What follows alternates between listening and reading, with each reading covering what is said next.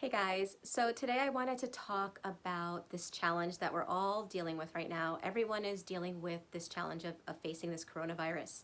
However, some people are not only dealing with the challenge of this virus, but on top of it, because of the isolation that everyone is in, because everyone is being told to stay home, to stay indoors, there are certain people that are having more of a challenge than others. And these are people that are now being isolated or being forced to be isolated among family members that are toxic. So in this video, I really want to provide you tips that can help you to handle the situation in a way that doesn't give the toxic person the control that they're looking for or the ability to break you in the way that they need to do in order for themselves to feel good about themselves. I'm going to give you some really good tips, okay? I know that these tips aren't a perfect solution because it doesn't remove you from a toxic situation. It doesn't eliminate their abuse. However, it will help you to feel more empowered. And when we're empowered, we're able to handle things differently. Okay, so this video, by the way, is a preview. So I'm actually watching it with you guys right now. And the reason I did that is because I wanted to have anyone that's going through this, anyone that feels alone, anyone that is in this situation and is struggling, there's the chat box on the side. So I'm available and everyone else that's watching the video is available for anyone that wants to share what they're going through. So for anyone that's watching this video, be sure to take time to read the comments in the chat box and validate and encourage each other. Okay, let's get started.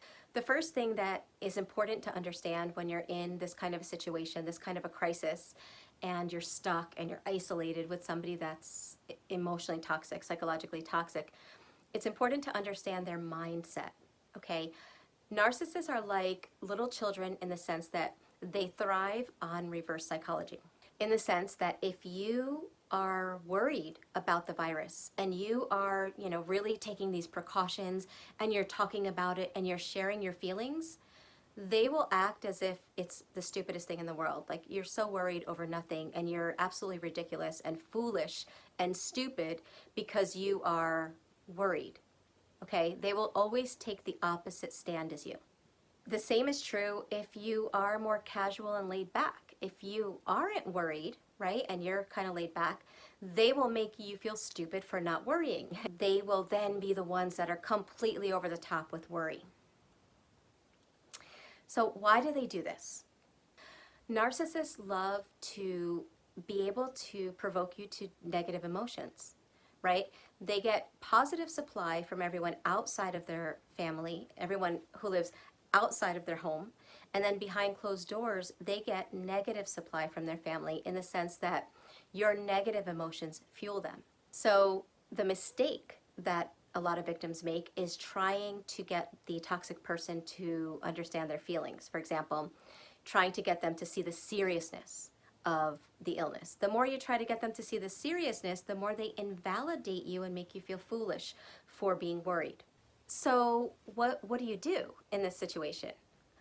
Well, the tendency is to try to get the other person to see your point of view, to understand why you feel the way you feel, and hopefully, because this is such a serious matter, hopefully they'll realize it and start taking it more seriously. As you know, with narcissists, the opposite happens. So the real way to handle that is to let go of getting them to see it the way you see it.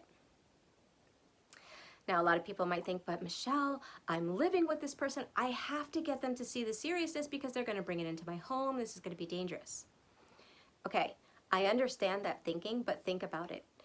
Isn't it true that no matter how hard you try to convince them of something, you're running towards them, they're always running away? You never get through. It never works. The only thing that happens is you wind up feeling frustrated and drained. They want you to focus on how they are behaving. They want you to be so focused on how they are responding and how they are handling things that you're so focused on them that it's unsettling within you. So the first thing to understand is let go of what they're going to do or how they're going to handle it, because no matter how much you worry or care, it's not going to be able to change how they're being. When you let go of however they're handling it, you're releasing some of the pressure or the stress of their behavior, you're not carrying it anymore. So it lightens your load a little bit. Also, along with that, you have to remember to not share your feelings about this crisis with the narcissist, because they will only invalidate you more. I know that might sound lonely. That might sound like, well, what am I supposed to do? I'm having all these feelings. I can't share it with this person. But think about it. When you do share with this person, do they ever validate your feelings? Do you ever leave a conversation where you're trying to emotionally connect with them feeling better? No. So one of the ways that you preserve your energy, your emotional energy, which is directly connected with your physical health, okay? One of the ways that you do that is by not sharing your feelings with them. You don't need their validation. You can learn to validate yourself. You can use your inner dialogue to help yourself to understand that your emotions, what you're feeling, is normal, is understandable. When you do this, when you're validating yourself, when you're focused on how you feel about this crisis and what you need to do and what is good for you, then your focus is off of the toxic person and it's off of that negative energy, and you're empowering yourself. Okay, now this is going to lead me into the second challenge that victims of narcissistic abuse face in these times of crisis, and that's the fact that the abuse gets worse. Why does that happen? Well, you think about carbon monoxide. Carbon monoxide is poisonous, but when it's spread all throughout an open area, it's not going to affect you. But if you're in a confined place and there's no ventilation, then it's going to kill you. Well, that's kind of like narcissistic abuse. When you don't have to be around them as often, obviously, you get relief. You're able to breathe a little bit at least. Now you can't. And when you are applying the first tips of not sharing, of validating yourself, they're going to notice a shift in you. They're going to notice that, wait a second, why am I not able to get this person angry? Why are they, not coming to me for validation? Obviously, it's removing some of their narcissistic supply. They're not going to like that. But keep in mind that whether you did this shift or not, the abuse will get worse. It's not just because you're getting stronger or you're taking away some of their power. The abuse gets worse because their source of supply is now limited to behind closed doors. They're not getting that positive supply from other people, so they are only getting that negative supply. So that's why it intensifies, okay? So when I'm talking about this kind of abuse, I'm not talking about physical abuse. I'm not talking about life-threatening situations. I'm talking about emotional manipulation, psychological manipulation. Not that I'm minimizing that kind of abuse, but I just want to be clear, because anyone that is in a physically dangerous situation, I always say that forget these tools and just find a way to get safe.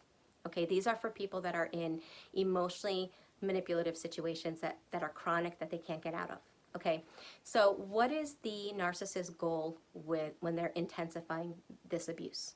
Again, sadly, narcissists, malignant narcissists, thrive on negative emotions. So they're going to want you to feel bad about yourself. They're going to want you to feel unloved and uncared for. They may do this very covertly by ignoring you or saying negative things to you, treating you horribly, and then calling someone from work or calling a friend and acting so concerned about this friend and so caring about this friend while never doing that with you. So that kind of abuse is really subtle, but what they're basically trying to drive into you is that you don't matter. Your worth is non-existent and everyone else has worth. That's what they're trying to drive into you. And when they see you get upset, when they see you sad, lonely, angry, resentful, anxious, or depressed, that's their fuel. And that's what they're getting out of that. So when this happens, there are some things that you can apply that can help you. The first thing to do is to change your outlook on how you're viewing the abuse. So the tendency is when they are abusing you, when they are saying horrible things to you that are insultive, when they are degrading you or treating you as if you don't matter, or simply just giving you the silent treatment and treating you as if you're dead, the tendency is to focus on that. Wow, look at how much they don't love me. Look at what they're saying to me. Look at how mean they are to me. Look at how nice they are to everyone else but me. Look at what they don't do for me. Look at how... And the focus is on what that toxic person is doing. And the problem with that is that that focus brings you down. So now not only do you have the toxic person abusing you psychologically, emotionally, in the moments that they're abusing you, but when they're out of the room and your mind is going over all these things that I just said, what's happening is now you are hurting you by keeping your focus in that. If you change your mindset, I know it's not a perfect solution, but it will change how much, or how little, I should say, how little power they're able to have over you and how better you'll feel about yourself. So for example, when they are doing things to try to make you feel unimportant and unloved, you notice that because you're not stupid, right? You can see what they're doing, even if they deny it. You don't have to get them to see what they're doing for you to feel validated. You don't have to try to show them what they're doing that's so abusive and wrong, because you will enter the hamster wheel, the drama conversation that ends in you feeling awful. So don't do that. But you can validate it inside. So what does that sound like? It's, you say in your mind, oh, there so-and-so is invalidating me, making me feel like I'm worthless and not important. So you validate it yourself. That sucks. You know, I hate that. This really hurts. It's not fair. God, that it sucks to have to be isolated with a person like this. Again, that's validating it. And then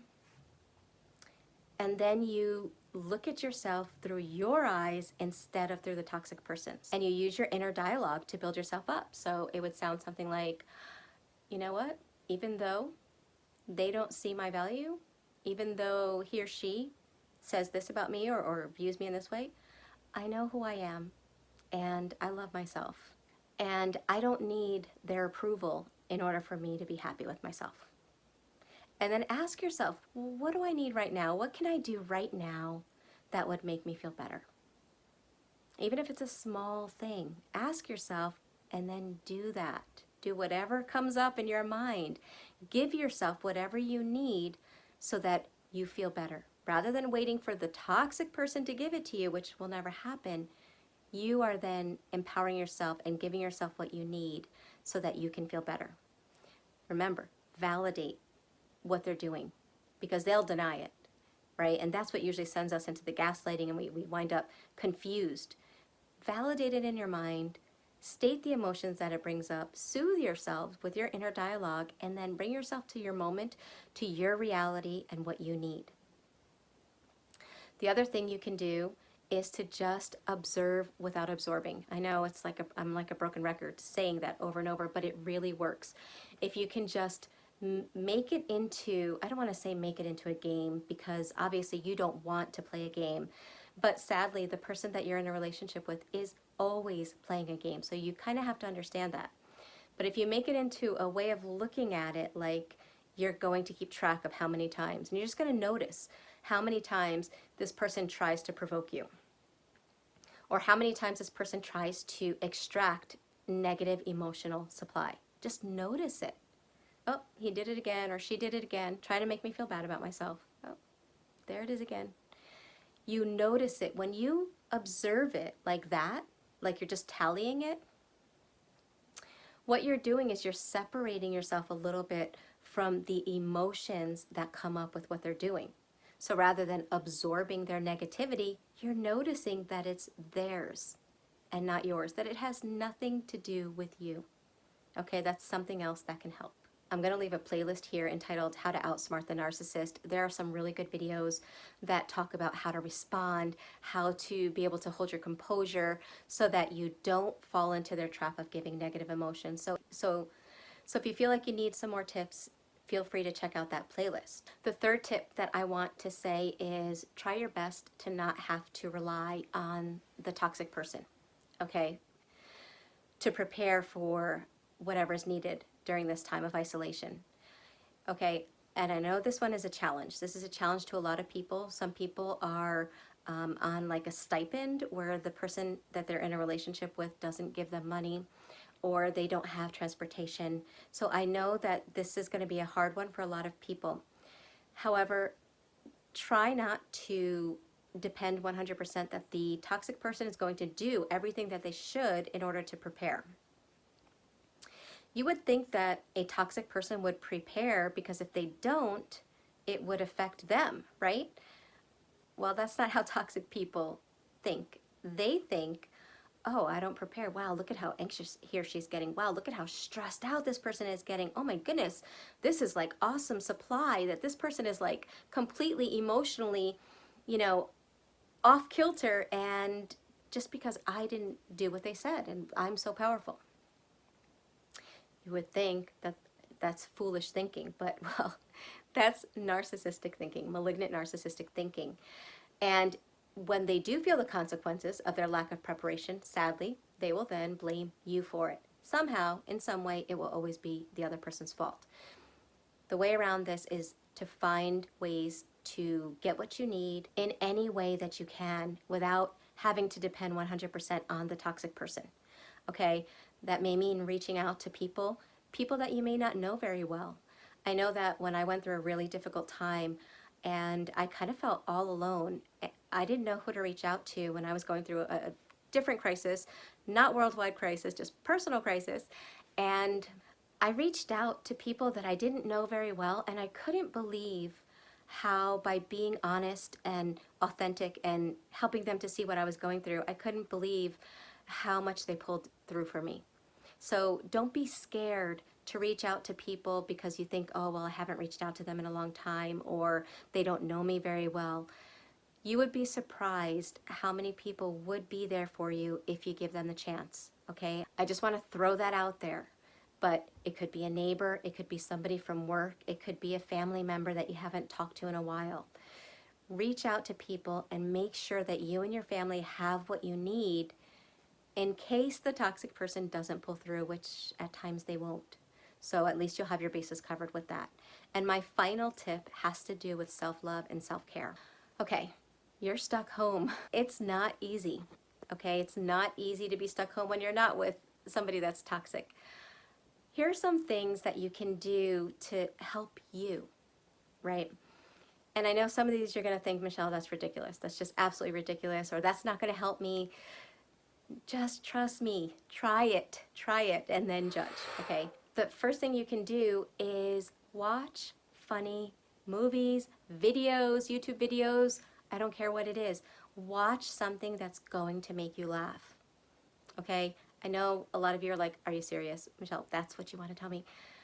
When I was in a long-term time in my life where I felt like I was surrounded by toxic people, I think I forgot how to laugh. And I forgot how to not stare at the negativity. When you're with toxic people, they train you to stare at what they do, to ruminate about what happened yesterday, to wonder about what they're going to do tomorrow, and you never get to like live in peace or laugh or be silly. You lose that ability. I can't stress how healing laughter is, okay? And I'm actually going to put some links in the description box to videos that I like crack up over, okay? Now, I'm not saying that your humor is going to be the same as mine because I'm Puerto Rican, so my humor might be a little bit different, and that's okay. But my point is, find something that makes you laugh, that makes you not stare at the horror, the negativity, the abuse, because it will only make things worse. It won't help your situation. It'll only make you feel a sense of hopelessness and helplessness, and that's exactly where the toxic person wants you to be. So first tip with self-love, self-care, watch something funny.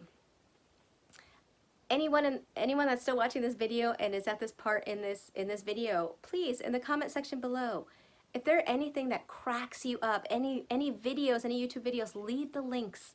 Share what helps you, because by doing that, maybe you can help somebody else, okay? Something else you can do is take a long, hot bubble bath with candles, okay?